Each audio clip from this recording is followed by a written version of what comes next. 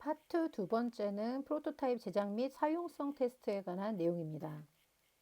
챕터 1, 프로토타입 제작에 대해서 알아보도록 하겠습니다. 첫 번째 섹션은 사진 및 이미지 준비에 관한 내용입니다. 먼저 사진에 대한 것인데요. 사진이라는 것은 카메라로 촬영한 현실의 사물이나 인물의 장면을 담은 그림을 담을 때 준비하는 것, 그것이 바로 사진 준비의 개념입니다. 사진을 준비한다는 것은 목적에 맞는 사진을 선택하는 과정이 필요하고요. 이미지 해상도를 조정하고 또 이미지 편집과 조정의 단계가 필요합니다. 또 이미지를 웹사이트에 올릴 때 로딩 속도를 위해서 이미지 최적화의 과정이 필요합니다. 그리고 이미지를 업로드하고 배치하는 과정들이 포함이 됩니다.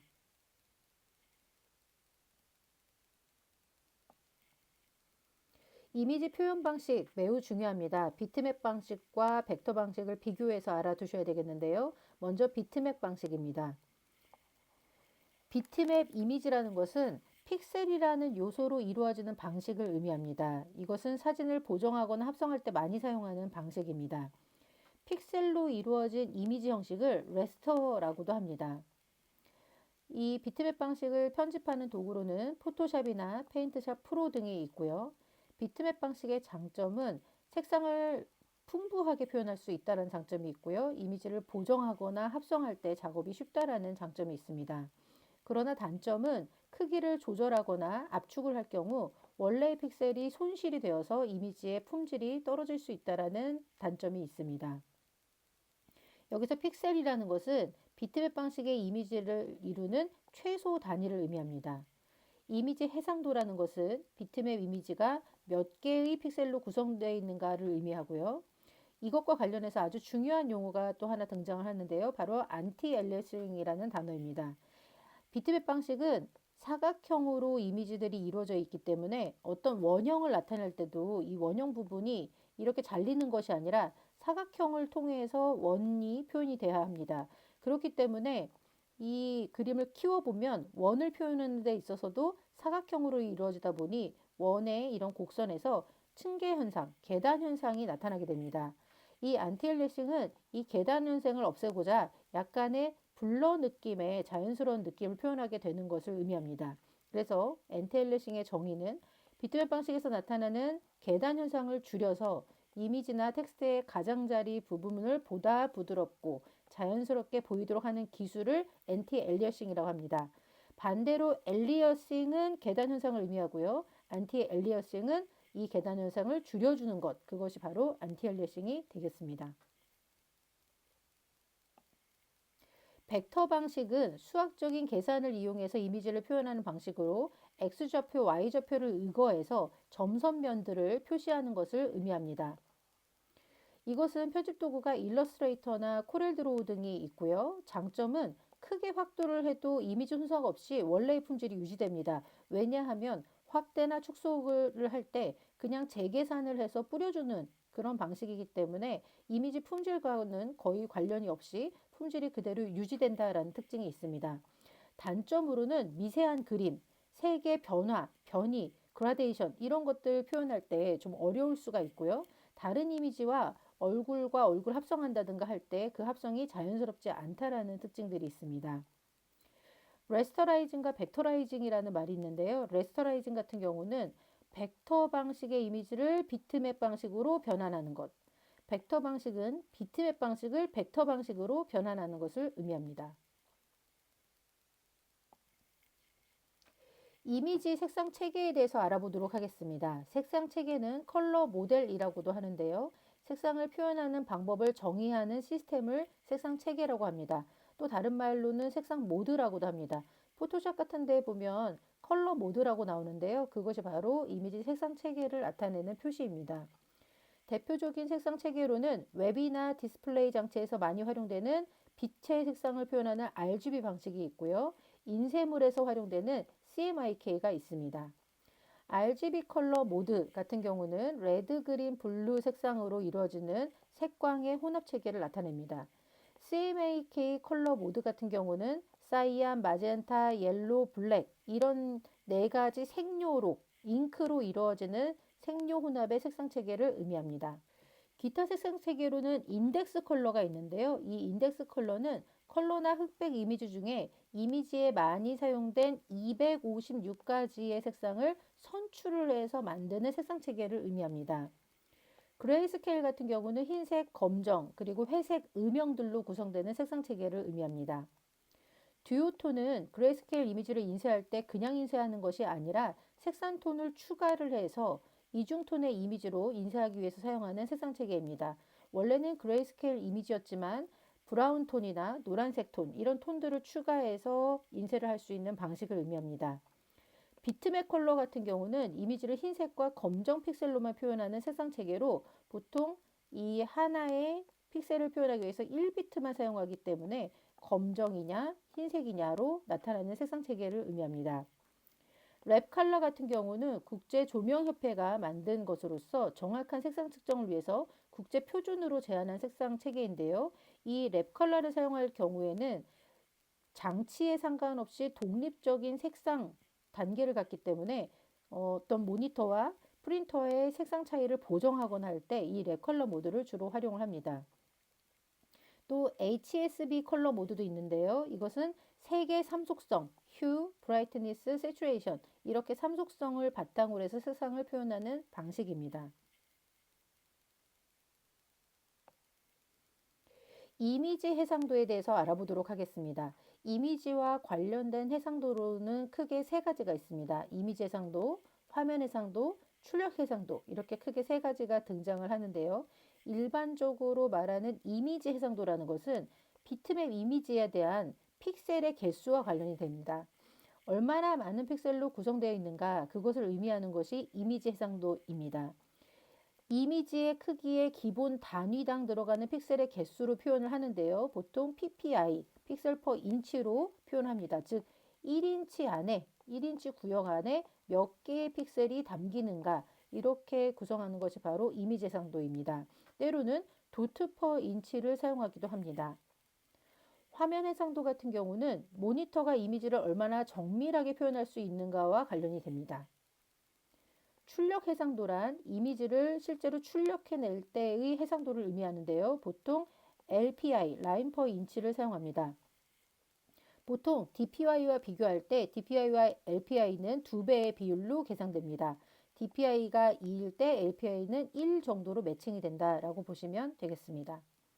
컴퓨터 그래픽스 작업 시에는 적어도 인쇄하려는 해상도보다 2배 이상의 이미지 해상도를 가져야 출력을 할 때 좋은 품질의 결과물을 얻을 수 있게 됩니다. 이미지 파일 포맷에 대해서도 잘 알아두셔야 되겠는데요. 대표적인 파일 포맷 GIF, JPG, PNG 이 세 가지는 웹용 이미지 파일 포맷이기 때문에 반드시 기억을 해주셔야 되겠습니다.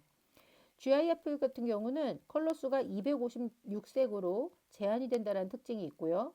이 256색으로 제한이 되다 보니 이 이미지의 또 전송 속도 이런 것들이 빨라지게 되는데요. 이러한 빠른 전송 속도 때문에 웹용 이미지로 많이 활용이 됩니다. 또 GIF 버전 중에서 89A 버전을 쓸 때는 투명한 웹용 이미지를 만들어낼 수 있다는 특징이 있고 애니메이션, 프레임별로 초당 몇 개 프레임이 돌아가나 이런 식으로 표현하는 애니메이션 표현도 가능합니다. JPEG 같은 경우, JPG 같은 경우는 RGB 컬러와 CMYK 컬러를 지원하는 특징이 있고요. 역시 웹용 이미지로 활용이 됩니다. 이미지 손실이 많다라는 특징이 있습니다. 이것은 손실 압축을 사용하기 때문에 이미지 손실이 많고요. GIF 같은 경우는 무손실 압축을 사용하기 때문에 이미지에 대한 손실이 적다라는 것을 알아두셨으면 좋겠습니다.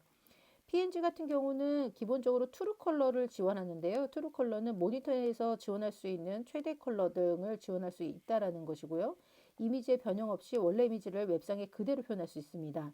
이 PNG 특징도 역시 투명한 이미지 표현이 가능하다라는 것도 따로 알아두셨으면 좋겠습니다. 또 무손실 압축을 활용합니다. BMP 비트맵 이미지에 관한 BMP 파일 같은 경우는 비트맵 이미지를 저장하는 방식인데요. 24비트까지 색상을 표현할 수 있고요. 이것의 특징 중에 하나가 파일 용량이 무지하게 커진다. 다른 파일 포맷에 비해서 파일 용량이 커진다는 특징이 있습니다. 기타, TIFF, 그 다음에 일러스트레이터 AI 파일, 그 다음에 PCX, PDF 파일, 그리고 포토샵 원본 파일 등등은 한 번씩 다 읽어봐 주시면 좋겠습니다. 이 PSD 같은 포토샵 원본 파일 같은 경우는 웹용 이미지에 관한 것이냐 아니냐를 표현을 할 때 주로 틀린 답으로 표현되는 경우들이 있어서 알아두셔야 되겠습니다.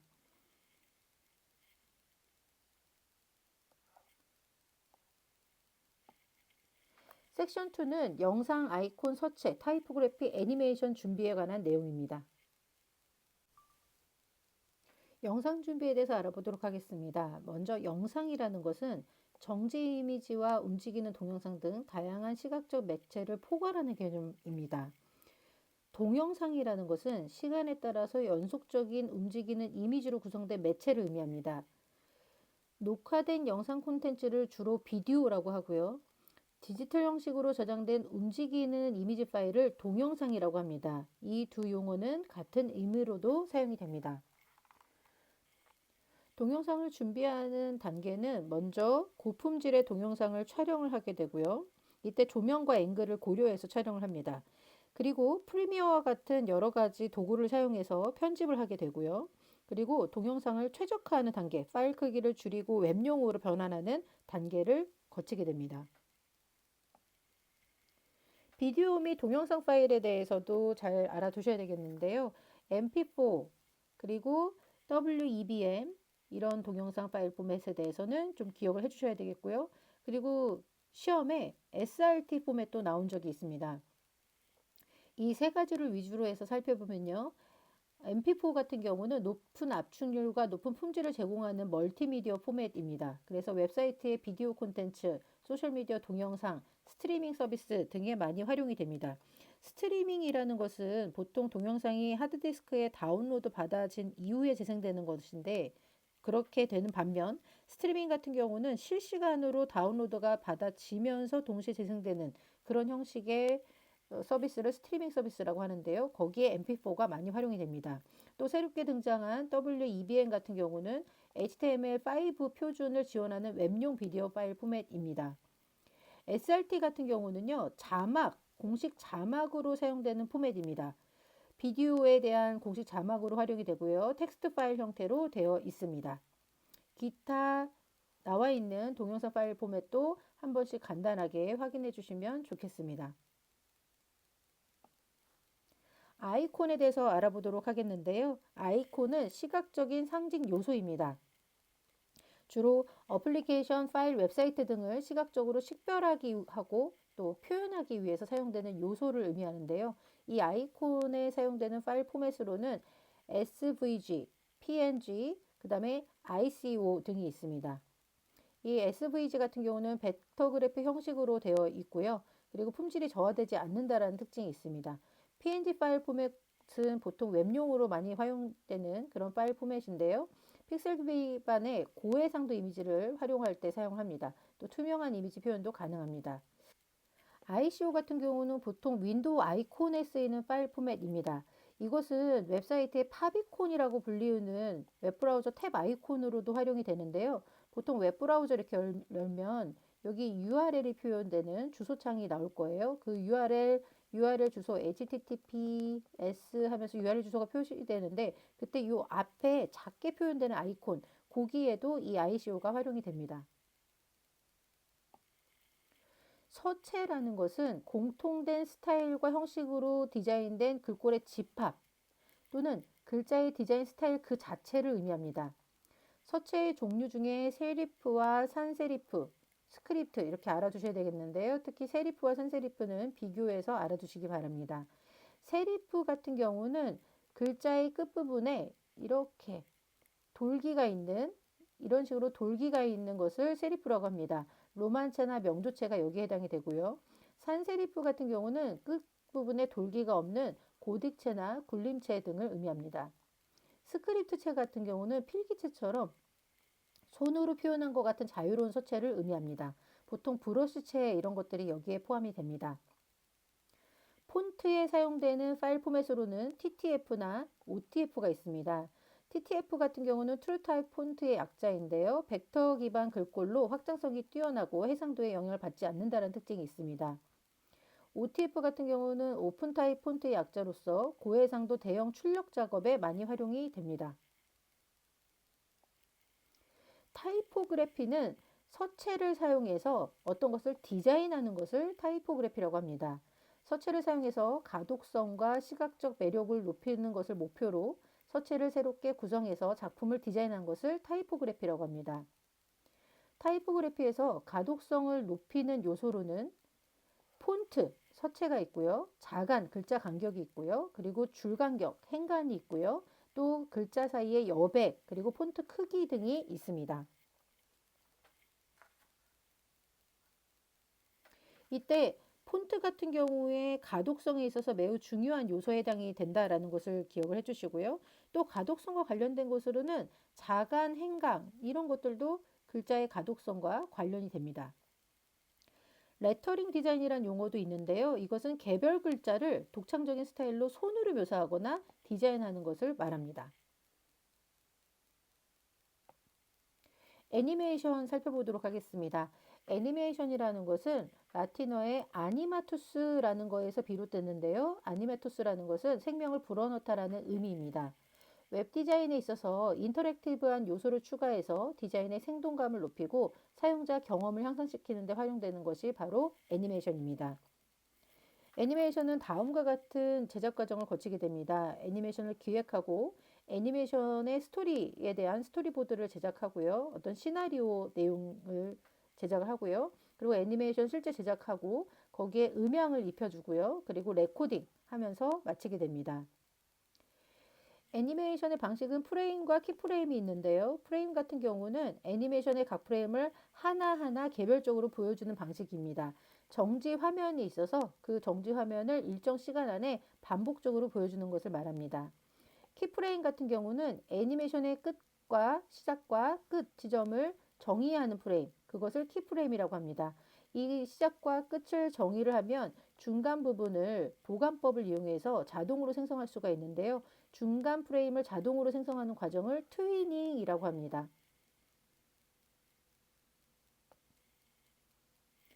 애니메이션의 시각 효과로는 모핑이 있습니다. 모핑 같은 경우는 특수 효과 중에 하나인데요. 서로 다른 이미지나 3차원 모델이 점진적으로 변환되는 과정들을 의미합니다. 어떤 사람의 얼굴에서 다른 사람의 얼굴로 변화되는 것, 이런 것들을 이용하는 것이 바로 모핑입니다. 크로마키 기술이 있는데요. 크로마키 기술 같은 경우는 다른 화면을 합성하기 위해서 사용하는 기술로서 보통 녹색 화면 속에 사람을 이렇게 등장시키고 이 녹색 화면 대신에 다른 배경을 합성시킬 때 이럴 때 사용하는 것이 바로 크로마키 기법입니다. 모션 캡처가 있는데요. 모션 캡처는 실제 생명체의 움직임을 모델링된 캐릭터에 입혀줄 때 사용하는 것이 바로 모션 캡처입니다. 그래서 사람이나 동물들에게 센서 같은 것들을 붙여서 동작의 움직임 같은 것들을 데이터를 추적해서 얻은 이후에 모델링된 곳에 이 데이터, 실제 사람이나 동물들이 움직였던 그 데이터를 모델링된 어떤 캐릭터에다가 입혀주는 것이죠. 그러면 그 캐릭터가 진짜로 움직이는 것처럼 그렇게 보이게 됩니다. 그래서 사람의 표정이나 움직임 이런 것들을 추적해서 그것을 그 데이터를 모델링에 입힐 때 주로 사용을 합니다. 콤마 촬영이라는 것이 있습니다. 이 콤마 촬영은 카메라를 수동으로 버튼을 계속해서 눌러가면서 프레임을 잘라서 녹화하는 방법들을 의미하는데요. 각 장면, 애니메이션을 위해서 각 장면을 콤마 촬영을 해서 그것을 계속해서 연속해서 움직이게끔 표현을 해줍니다.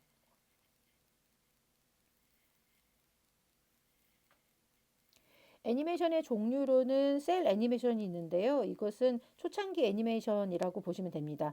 투명 필름 위에다가 수작업으로 캐릭터를 채색한 다음에 배경 위에 놓고 촬영이나 편집하는 것을 말합니다. 스톱모션 애니메이션이 등장한 적이 있는데요.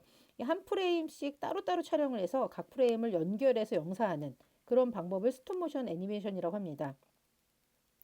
프레임 한 프레임씩 촬영해야 된다라는 것이 좀 어렵겠죠. 그리고 고음 모션 애니메이션이 있습니다. 이것은 기계 장치가 된 인형이나 제작물을 움직이게 해서 촬영하는 기법입니다. 컷아웃 애니메이션이 있는데요. 컷아웃 애니메이션은 특정한 형태를 그린 종이를 잘라내서 그 종이를 화면에 붙이거나 떼거나 하면서 그것을 계속해서 촬영해 나가면서 애니메이션을 만드는 기법입니다. 투강 애니메이션 같은 경우는 투사된 라이트 테이블, 조명이 이렇게 라이트 테이블이 있으면 조명이 여기를 쏘게 되는데요. 거기 안에다가 거기 안에다가 점토나 어떤 절단된 어떤 물체를 놓고 그 틈에서 나오는 빛을 계속해서 콤마 촬영하면서 만드는 것이 투강 애니메이션입니다. 로토스코핑이란 단어가 나오면 이것은 실사와 애니메이션을 합성한다라는 것만 기억하시면 되겠습니다. 보통 영화나 이런 데 보면 애니메이션을 실사 영화에 합성하거나 하는 경우들이 있는데요. 그런 기법들이 다 로토스코핑이 되겠습니다. 플립북 같은 경우는 종이책에 낙서해 보신 경험이 있으실지 모르겠는데요. 책 같은 곳에 책의 여러 페이지마다 조금씩 물체가 이렇게 움직이게 해서 책을 쭉 펼치면 움직이는 것처럼 보이게 되죠. 이렇게 책이나 노트 등에 병행해가는 동작을 페이지마다 그려가지고 그 일정한 속도로 종이를 넘겨서 애니메이션을 확인하는 그런 방식이 플립북이 되겠습니다. 섹션 3은 아이디어 시각화에 관한 내용입니다.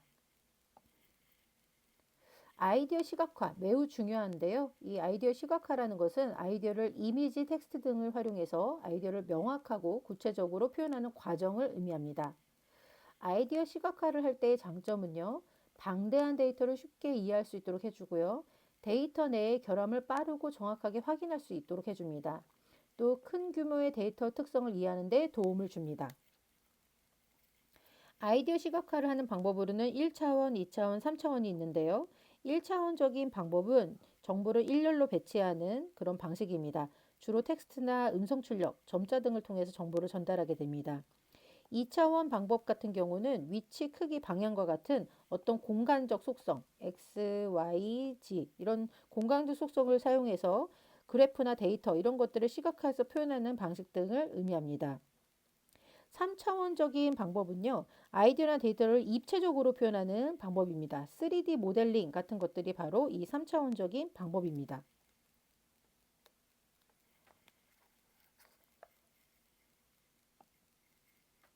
아이디어 시각화의 방법 중에 데이터 시각화 방법들이 있는데요. 먼저 히트맵이라는 방법이 있습니다. 매우 자주 사용되는 방식 중에 하나인데요. 웹페이지를 사용자가 클릭하거나 사용자가 눈으로 주목하는 영역을 색상으로 시각화하는 방법입니다. 즉 어떤 웹페이지가 있을 때 사람들이 어떤 버튼을 자주 눌렀는지 아니면 사람들의 눈이 어떤 이미지에 자주 머물렀는지 이런 것들을 시각화하는 방법입니다. 데이터 값의 크기나 빈도를 색상으로 표현합니다. 예를 들어서 눈이 많이 머무는 곳 이런 쪽은 노란색이나 붉은색으로 표현되게 한다든지 하는 방식으로 어떤 부분에 사용자가 많이 보고 있는지 어떤 부분을 많이 클릭하는지 등을 표현하게 됩니다. 이것은 웹사이트 사용자의 행동을 분석하거나 데이터 패턴 인식에 사용이 됩니다. 그래서 예시로는 아이 트래킹 같은 것이 있는데요. 아이 트래킹이라는 것은 사용자가 웹페이지에서 어떤 부분에 시선을 맞추고 있는지를 추적한 이후에 그것을 데이터를 바탕으로 해서 히트맵을 생성해내는 방식입니다. 트리맵이라는 것이 있는데요. 이 트리맵은 계층구조 데이터를 직사각형 타일로 표현하는 방식을 말합니다. 직사각형이 커질수록 데이터 양이 많다라는 것을 의미하겠죠. 그래서 데이터 양과 범주를 시각적으로 표현할 수 있습니다. 이것은 데이터의 사용량 분석이나 시장 점유율 시각화 등에 활용이 됩니다. 쌍곡성 트리라는 것들이 있는데요. 이것은 하이퍼볼릭 트리라고도 합니다. 대규모의 계층구조 데이터를 쌍곡성 면의 그런 상에 시각적으로 표현하는 것을 의미합니다. 웹사이트 전체적인 구조와 관계를 시각화할 때 주로 활용이 됩니다.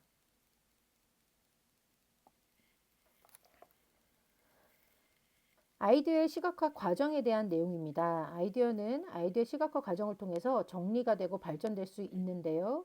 이 아이디어 시각화는 빠른 시간 내에 효과적으로 표현될 수 있도록 해야 하고요. 단계별로 고려한 사항을 검토하면서 진행을 해나가게 됩니다. 첫 번째 단계는 초안을 그리는 단계인데요. 아이디어를 간략하고 빠르게 대략적인 것만 그려보는 단계입니다. 여러 가지 시도를 해볼 수 있는 단계고요. 최적의 해결책을 찾으면서 아이디어를 수시로 검토합니다. 그 다음에 수정하기 단계가 있습니다. 1단계에서 그린 그림을 정리하는 단계인데요. 이것은 에스키스한, 즉 큰 작품을 제작하기 전에 작은 종이나 천에 대략적으로 빠르게 그려보는 그러한 스케치 그림 위에다가 낮은 불투명도를 보이는 트레이싱 페이퍼를 얹어서 잘못된 부분을 수정해 나가는 단계를 의미하기도 합니다. 1단계에서 놓친 부분이 있거나 새로운 아이디어가 나타나면 1단계로 다시 피드백하게 됩니다. 정리하기 단계에서는 아이디어를 명확하게 전달하기 위해서 보는 사람의 입장을 고려하는 단계입니다. 이 단계에서는 디자인이 클라이언트, 디자인을 맡긴 사람의 요구를 충분히 반영할 수 있도록 해야 합니다. 완성하기 단계는 아이디어 시각화를 완성하는 단계인데요. 명암이나 채색 등을 통해서 아이디어 표현을 극대화하는 단계를 의미합니다. 섹션 4는 프로토타이핑과 프로토타입 종류에 관한 내용입니다. 프로토타이핑에 대해서 알아두셔야 되겠는데요. 이 프로토타이핑은 다른 말로 프로토타입 제작이라고도 합니다. 최종 제품의 결과물이 나오기 전에 초기 시제품 모델을 제작하는 것 자체를 프로토타이핑이라고 합니다. 프로토타입 제작은 스토리보드에 따라서 간단한 인터랙티브 모델이 있을 수 있고요. 모션 테스트 애니메이션 등을 제작하게 됩니다. 프로토타이핑과 관련해서 피델리티라는 용어가 있습니다. 이 피델리티는 중요한 용어인데요. 충실도라고 번역하기도 합니다. 그러나 피델리티라고 그대로 사용이 되는 경우가 더 많습니다. 피델리티는 프로토타입이나 모델에 대한 묘사나 표현의 정도를 나타내는 속성을 의미하는데요. 프로토타입이 실제 제품과 얼마나 유사한가를 의미하는 용어가 바로 피델리티입니다. 피델리티는 크게 로우파이, 미드파이, 하이파이로 나뉘게 되는데요. 로우파이 같은 경우는 로우 피델리티, 즉 낮은 형태의 충실도를 의미합니다. 이것은 프로토타입 중에서 간단한 프로토타입에 대해서 로우파이다라고 설명을 합니다. 기본적인 형태와 개념 정도만 포함하는 프로토타입일 때, 그때의 피델리티는 로우파이 피델리티라고 하는데요. 예를 들어서 종이 프로토타입, 또 그냥 간단하게 손으로 그린 와이어프레임 정도가 이 로우파이에 해당됩니다. 미드파이 같은 경우는 로우파이와 하이파이 가운데 존재하는 중간 정도의 충실도를 나타내는 것인데요. 인터랙션과 디자인 요소를 조금 더 표현한 디지털 와이어프레임 같은 경우가 미드파이에 해당이 됩니다. 그리고 하이파이 같은 경우는 실제 제품과 유사도가 매우 높은 그런 충실도를 갖는 프로토타입에 대해서 하이파이라고 설명을 합니다. 충분한 자원, 시간을 투자해서 프로토타입을 제작하게 되고요. 여기에 대해서는 사용성 피드백, 즉 사용자들이 어떻게 사용할 수 있는지 테스트를 할 때 사용하는 사용성 피드백이나 내부 이해관계자와의 소통에 사용되는 것이 하이파이를 가진 프로토타입입니다. 정교한 인터랙티브 프로토타입, 또 코드화된 코드로 실제로 웹사이트처럼 만들어진 그런 프로토타입일 경우에 하이파이 프로토타입이다라고 설명합니다. 프로토타입 제작 도구로는 대표적으로 피그마와 어도비 XD가 있습니다. 피그마 같은 경우는 실시간 협업을 하면서 만들어갈 수 있는 도구이고요. 디자인 시스템 관리를 하는데도 활용이 됩니다. 어도비 XD 같은 경우는 UX, UI 디자인 협업이 가능한 도구입니다. 그 밖에 스케치나 인비전, 또 코드펜 등이 있습니다. 프로토타입 종류는 앞에서도 나왔는데요. 종이 타입, 디지털 타입, 코드화된 프로토타입, 로우파이, 하이파이 등이 있습니다.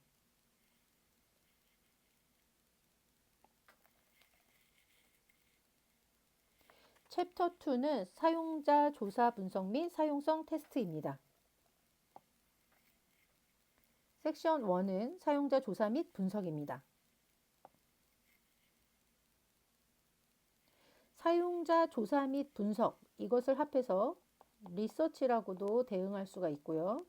사용자 조사 기획이란 사용자의 요구, 행동, 태도, 경험 등을 이해하기 위해서 체계적으로 조사를 계획하고 실행하는 과정을 사용자 조사 기획이라고 합니다. 사용자 조사 기획 과정은 조사 목표를 설정하고 조사 대상을 선정한 이후에 조사 방법론 등을 결정합니다. 정량적 방법, 정성적 방법 이런 것들을 설정하게 되고요. 조사 도구들을 준비를 합니다. 설문지, 인터뷰 질문지 이런 것들을 준비하고요. 조사 일정 계획을 세우고요. 데이터 수집 및 분석 과정을 거치게 됩니다. 결과를 수집하고 정리하고 분석해서 인사이트를 도출하게 되고요. 결과 보고와 피드백을 반영하는 과정이 마지막 과정이 되겠습니다. 사용자 조사 분석, 리서치인데요. 사용자 조사라는 것은 수집된 데이터를 바탕으로 사용자의 행동과 패턴을 이해하고 해석하는 과정을 말합니다. 사용자 분석이라는 것은 사용자 행동과 태도를 분석하는 과정 자체를 의미를 합니다. 분석 결과는 웹사이트나 앱의 성능을 최적화하고 사용자 경험을 개선하는 데 활용됩니다. 사용자 행동 분석에 대해서 알아보도록 하겠는데요. 사용자가 제품이나 서비스와 상호작용하면서 이루어지는 행동, 이런 것들을 이해하고 분석하는 과정을 의미합니다. 행동을 분석하는 요소로는 페이지 뷰, 클릭률, 체류 시간, 이탈률, 전환율 등이 포함됩니다. 이 중에서 전환율 같은 경우는 사용자가 구매나 가입 이런 것들을 수행한 비율까지를 포함합니다. 사용자 행동을 분석하는 방법 잘 알아두셔야 되겠는데요. 첫 번째는 웹 로그 분석이 있습니다. 웹 로그라는 것은 사용자가 웹사이트를 방문하고 상호작용하는 동안 발생한 다양한 활동들을 웹 서버가 서버 측의 파일 형태로 기록한 데이터를 웹로그라고 하는데요. 그 웹로그의 예시로는 방문자 IP 주소, 또 웹사이트에 접속한 시간과 날짜, 또 페이지 뷰, 클릭 이런 것들이 포함됩니다. 이런 것들을 분석하는 것이 바로 웹로그 분석입니다. 또 클릭 스트림 분석이라는 것이 있습니다. 사용자가 웹사이트에서 어디에서 어디로 이동했는지, 클릭한 패턴 이런 것들을 추적하는 겁니다. 사용자 여정 분석이라는 것이 있는데요. 사용자가 제품을 처음 접한 순간부터 사용을 끝날 때까지 모든 과정들을 추적하고 분석하는 것을 말합니다. 사용자가 접촉한 모든 지점을 식별을 해서 어디까지 이르렀는지 이런 각각의 모든 것들을 식별을 해내는 것이 사용자 여정 분석입니다. 히트맵 분석은 사용자가 페이지에서 상호작용한 부분들을 시각적으로 표현하는 방법이고 앞서도 나왔는데요. 아이 트래킹, 시선 추적 이런 것들을 주로 이용합니다. A/B 테스트도 잘 알아두셔야 되겠습니다. A/B 테스트 같은 경우는 두 가지 버전 A와 B 버전을 제공을 해서 사용자가 이 두 가지를 서로 비교를 할 때 사용자가 사용을 할 때 이 두 가지에 대해서 어떻게 다른지 각 버전에 대한 사용자의 행동과 반응을 측정하는 방식이 바로 A/B 테스트입니다. 즉 A와 B를 비교해서 보는 것이죠. 코호트 분석이라는 것은 특정 시점에서 동일한 특성을 가진 사용자 그룹, 이것을 코호트라고 하는데요. 그 코호트를 추적하고 분석하는 방법입니다. 예를 들어서 가입 시기가 같은 코호트별로 어떻게 그 행동이 다른지 이런 것들을 분석하는 것이 바로 코호트 분석에 해당이 됩니다.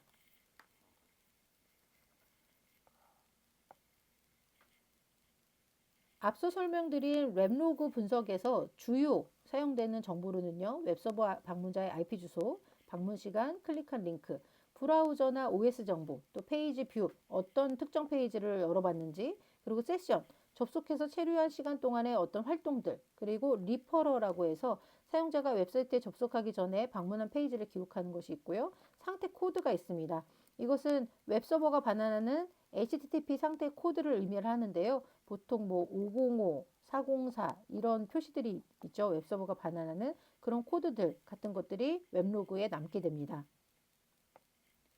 웹서버가 반환하는 HTTP 상태 코드, 때로는 이것을 웹서버 또는 웹브라우저 오류 코드라고도 설명을 하는데요. 정확하게는 웹서버가 반환하는 HTTP에 대한 이 프로토콜 상태에 대한 코드입니다. 200 같은 경우는 이 요청이 성공했다라는 의미고요. 301 같은 경우는 요청된 리소스가 영구적으로 다른 곳으로 이동됐다. 302는 임시 이동됐다라는 의미입니다. 그리고 여기서부터는 자주 보셨을 수 있을 텐데요. 403 이거는 포비든을 의미합니다. 금지되었다라는 의미인데요. 요청한 리소스에 대해서 접근할 권한이 없다. 즉 접근 권한이 없는 또는 접근이 금지된 것을 요청을 할 때 그런 것에 접근할 때 이 403이라는 메시지가 표현이 됩니다.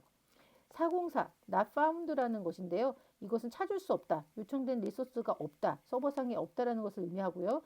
또는 서버에 해당 URL이 존재하지 않는다라는 것을 의미합니다. 리소스 자체가 삭제되거나 잘못된 URL을 입력했을 때 존재하지 않는 파일을 요청할 경우에 404라는 이 표시가 웹브라우저 상에 표현이 되게 됩니다.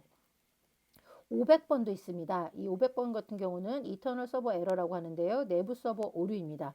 서버 내류에 오류가 발생해서 사용자가 요청한 요청을 처리할 수 없을 때에 이 표시가 됩니다. 때로는 잘못된 URL 입력으로도 발생합니다. 503 같은 경우는 서비스 불가에 대한 표시인데요. 서버가 일시적으로 과부하 상태가 되었다. 왜 과부하 상태가 되냐면요. 동시 접속자 수가 너무 많을 때, 그 서버가 그 요청을 다 처리할 수 없을 때 과부하가 되는데요. 그럴 때 표시가 되거나 서버가 점검 중이어서 요청을 아예 처리할 수 없을 때 503으로 표시가 됩니다. 자, 503 자주 나오니까 잘 기억을 해주셔야 되겠고요. 505 같은 경우는 지원되지 않는 HTTP 버전을 요청했을 때, 클라이언트가 요청한 HTTP 버전을 서버가 지원하지 않을 때 505로 표시가 됩니다. 그래서 403부터 이 505까지는 좀 눈여겨서 살펴봐 주시면 좋겠습니다. 사용자 태도 분석입니다. 사용자가 제품이나 서비스에 대해서 어떻게 느끼는지, 어떻게 생각하는지를 이해하는 과정이 바로 태도 분석의 과정인데요. 행동 분석은 주로 사용자의 실제 행동 패턴, 그리고 데이터를 기반으로 합니다. 그러나 태도 분석 같은 경우는 사용자의 내면적인 생각, 감정, 이런 것까지도 이해하는 것에 초점을 두는 것이 바로 사용자 태도 분석입니다. 태도 분석의 요소로는 사용자의 생각이나 감정, 의견, 사용자 태도, 동기, 기대감, 만족도, 선호도 등이 표현이 됩니다. 이 태도를 분석하는 방법은 설문조사가 있고요. 인터뷰를 할 수도 있고요. 포커스 그룹을 만들어서 그 포커스 그룹에 대한 인터뷰가 있습니다.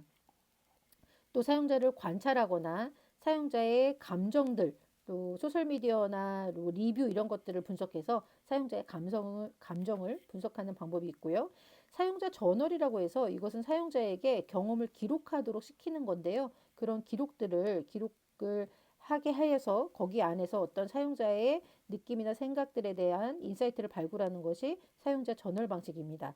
또한 실제 환경을 조사하는 현장 조사 방식도 있습니다. 참고로 교재에 나온 사용자 태도 분석 분류표를 살펴보시면 정량적인 방법 또 정성적인 방법이 나뉘어져 있고 태도와 행동을 분석하는 것이 분석되어 있는데요. 태도 분석은 어떤 것들이 태도 분석할 수 있는지 또 행동 분석은 어떤 방식들이 행동 분석할 수 있는지를 비교해서 보시면 좋겠습니다.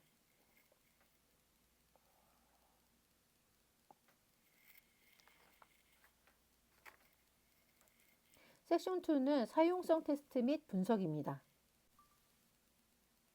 사용성 테스트에 대해서 알아두셔야 되겠습니다. 사용성 테스트라는 것은 웹사이트가 얼마나 효율적이고 효과적으로 사용될 수 있는지를 평가하는 것인데요. 프로토타입을 실제 사용자들에게 주고 테스트해서 거기에 대한 피드백을 수집하는 과정을 사용성 테스트라고 합니다.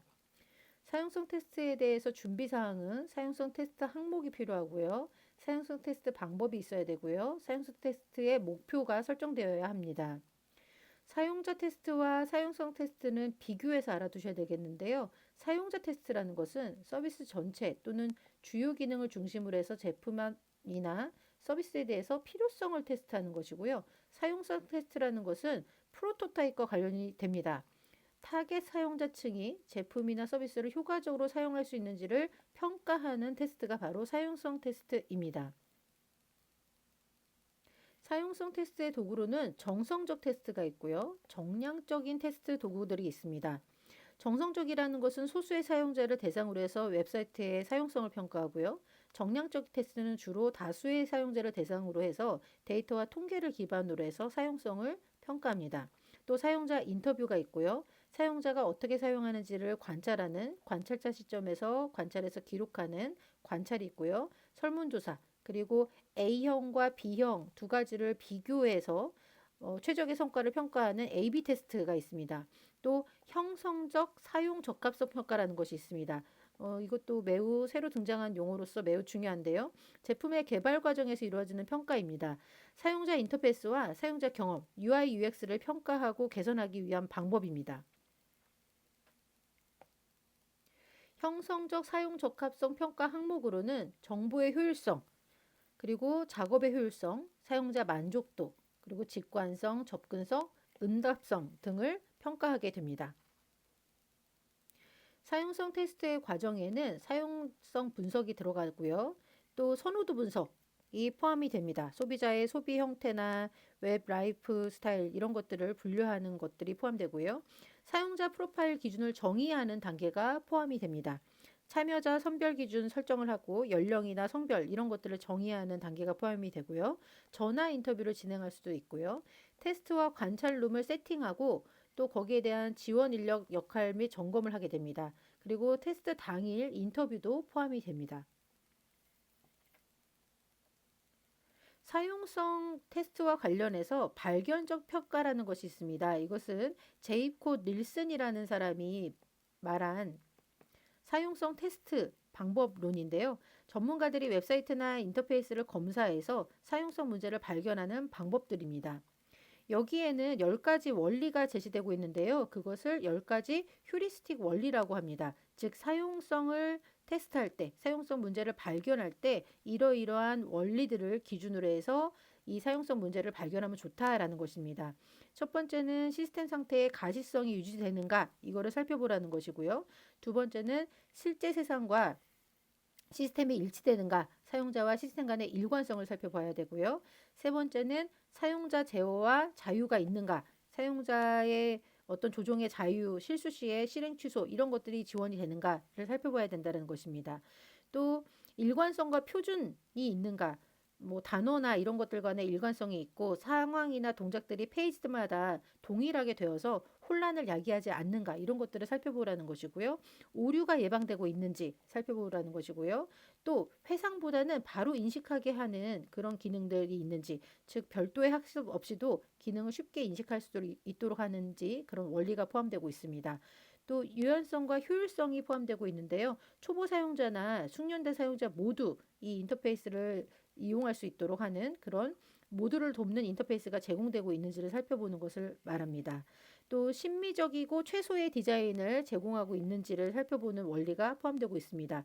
관련이 없거나 필요하지 않는 정보를 포함하지 않는 것을 의미하고요. 오류로부터 회복이 지원되고 있는지, 사용자가 오류를 인식했을 때 그거에 대해서 바로 복구할 수 있는 기능들이 있는지를 보라는 것이고요. 웹사이트를 기준으로 할 때 웹사이트에 대한 어떤 제품이나 이런 웹사이트에 대한 도움말이나 문서 등이 제공되고 있는가, 그래서 쉽게 사용할 수 있도록 미리 안내하고 있는가, 이런 원리들이 10가지 휴리스틱 원리로 제공되고 있습니다.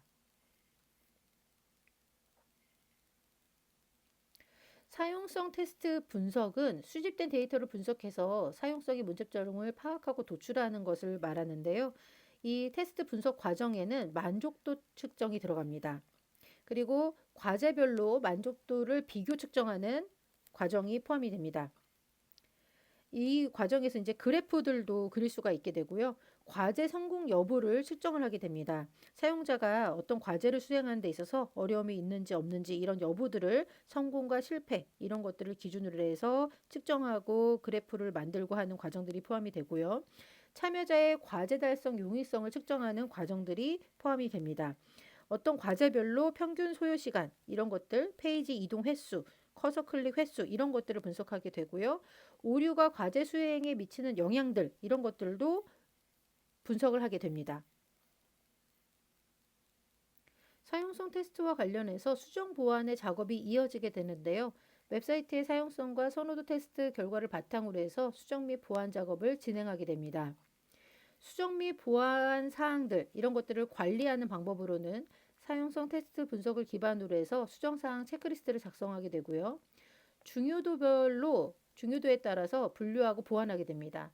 또 유용성과 관련된 정보 오류를 최우선으로 수정하고 최종 체크리스트를 작성하게 됩니다. 이상으로 파트 2를 마치도록 하겠습니다.